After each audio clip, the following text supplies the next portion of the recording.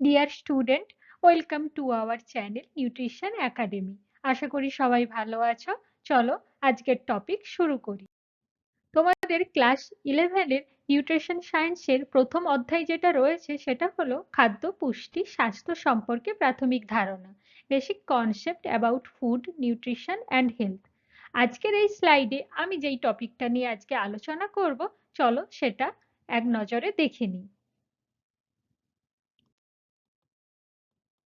Today's topic: খাদ্য কাকে বলে, খাদ্যের শ্রেণীবিভাগগুলি কি কি, প্রতিটি শ্রেণীবিভাগ সম্পর্কে ডিটেলসে আলোচনা করব। এখন দেখে নিই খাদ্য কাকে বলে।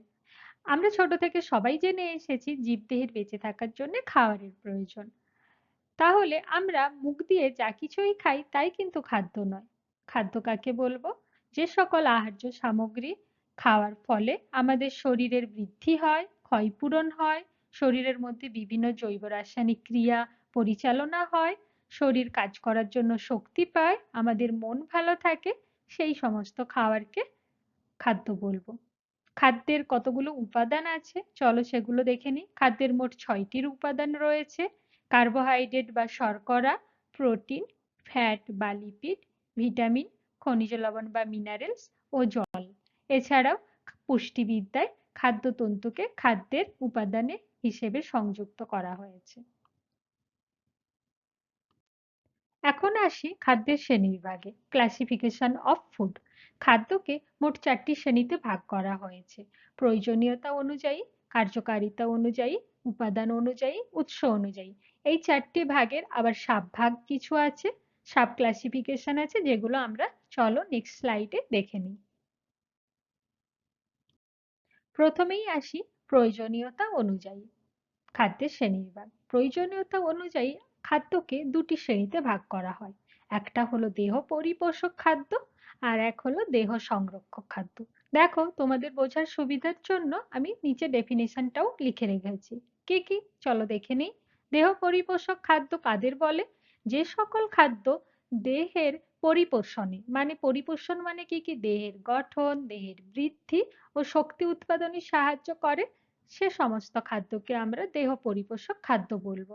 সেগুলি কি কি? যারা আমাদের শক্তি উৎপাদন করে, বৃদ্ধি করে, গঠন করে, তারা হলো কার্বোহাইড্রেট জাতীয় খাদ্য, প্রোটিন জাতীয় খাদ্য ও ফ্যাট জাতীয় খাদ্য।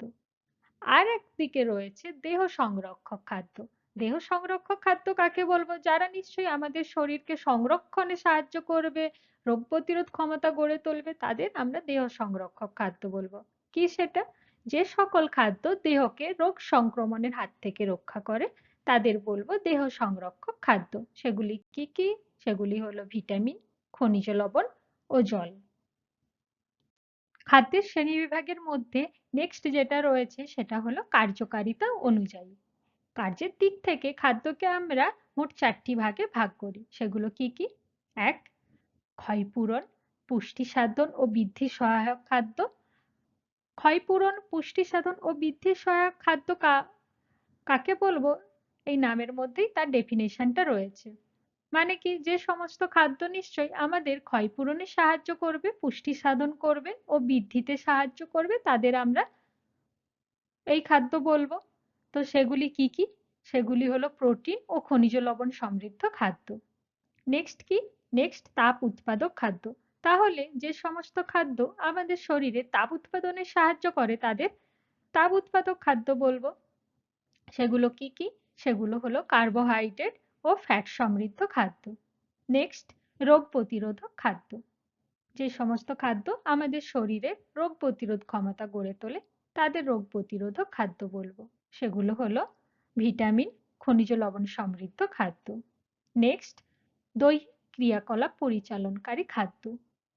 তাহলে যে সমস্ত খাদ্য আমাদের শরীরের দৈহিক ক্রিয়াকলাপ, যেমন আমরা এই খেলছি, পড়ছি, হাঁটছি, দৌড়চ্ছি, খাচ্ছি, এই সমস্ত দৈহিক ক্রিয়াকলাপগুলো পরিচালনা করে, তাদের দৈহিক ক্রিয়াকলাপ পরিচালনাকারী খাদ্য বলবো। এই সমস্ত খাদ্য কোনগুলো? জল ও খাদ্যতন্তু সমৃদ্ধ খাদ্য। ঠিক আছে?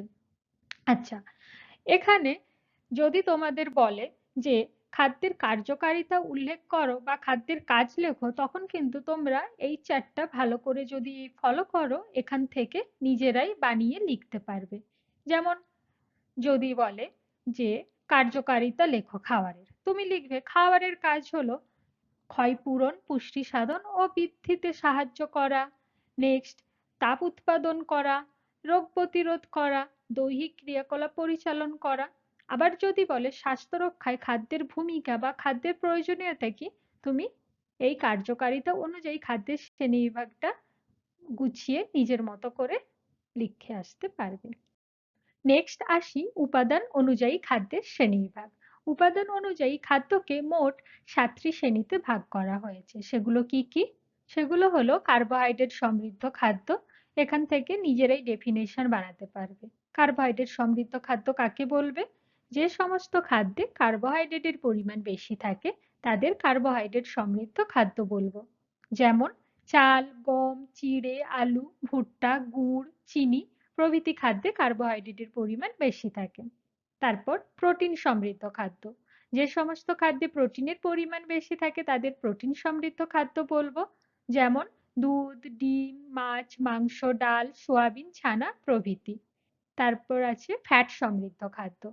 যে সমস্ত খাদ্যে ফ্যাট বা চর্বির পরিমাণ বেশি থাকে তাদের ফ্যাট সমৃদ্ধ খাদ্য বলবে। যেমন ঘি, তেল, মাখন, বাদাম, নারকেল ইত্যাদি।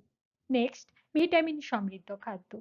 যে সমস্ত খাদ্যে ভিটামিনের পরিমাণ বেশি থাকে তাদের ভিটামিন সমৃদ্ধ খাদ্য বলবো। সেগুলো কি কি? শাকসবজি, ফল, মূল, দুধ, ডিম, মাছ প্রভৃতিতে ভিটামিনের পরিমাণ বেশি থাকে। নেক্সট আছে খনিজ লবণ সমৃদ্ধ খাদ্য। যে সমস্ত খাদ্যে খনিজ লবণের পরিমাণ বেশি থাকে তাদের খনিজ লবণ সমৃদ্ধ খাদ্য বলবো। যেমন শাকসবজি, ফলমূল, দুধ, ডিম, মাছ ইত্যাদি। নেক্সট, জল সমৃদ্ধ খাদ্য।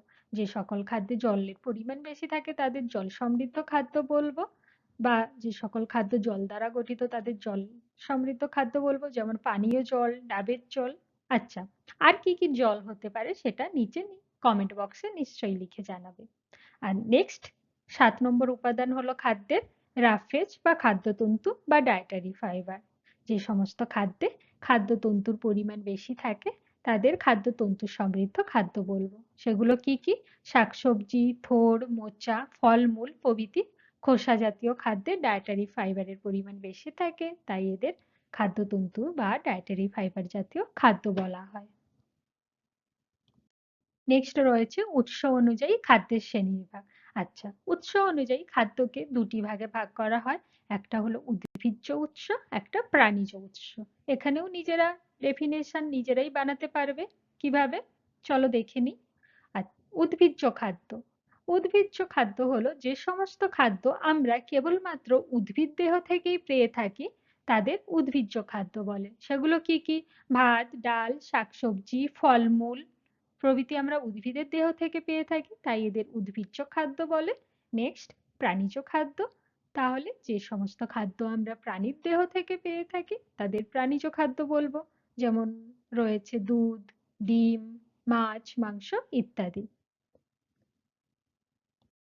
আজকের টপিক এখানেই শেষ করছি। তোমাদের যদি এই টপিক রিলেটেড বা নিউট্রিশন সায়েন্স রিলেটেড কোনো কোয়ারি থাকে নিচে কমেন্ট করে নিশ্চয়ই জানাতে পারো, আমি উত্তর দিতে পারলে খুব খুশি হব। আর থ্যাঙ্কস ফর ওয়াচিং। পড়তে থাকো, শিখতে থাকো, জানতে থাকো। এখনের মতো বাই বাই।